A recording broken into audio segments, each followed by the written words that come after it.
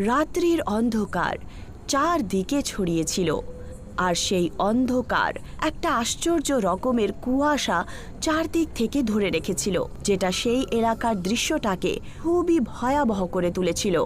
রতনলাল আর ঝুমকি খুব দ্রুত গতিতে হাঁটতে হাঁটতে সেই এলাকা দিয়ে যাচ্ছিল।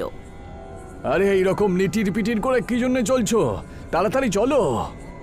আরে হাঁটছি তো দাদা, তোমাকে বলেছিলাম যে রাত্রিবেলা বীরজুর ওখানে যাওয়ার কোনো দরকার নেই, কিন্তু তুমিই তো শোনো না। এক তো রাত্রিবেলা, তার উপরে আবার এই ভয়ঙ্কর জঙ্গল। ঝুমকি এইটুকু বলেই ছিল, তক্ষুনি একটা কালো ছায়া ওদের দুজনের সামনে এসে দাঁড়িয়ে পড়ে। কিন্তু কিছুক্ষণের মধ্যেই রতনলাল আর ঝুমকির চিৎকার সেই এলাকায় ছড়িয়ে পড়ে।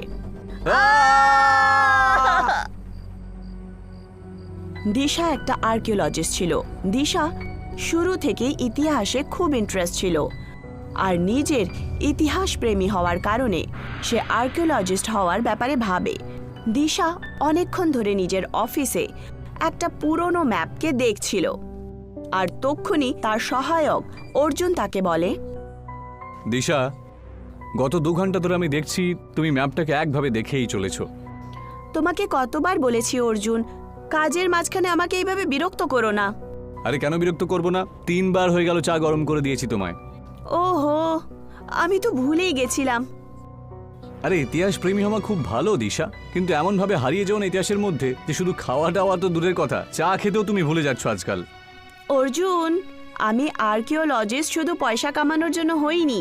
যদি আমাকে টাকাই রোজগার করতে হতো তাহলে আমার কাছে অনেকগুলো অপশন ছিল। জানি দিশা, তুমি সবসময় ইতিহাস খুব ভালোবাসো।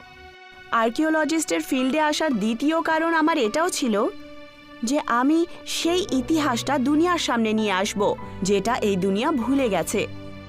তাহলে এই কাজে তুমি কতদূর সফলতা পেলে?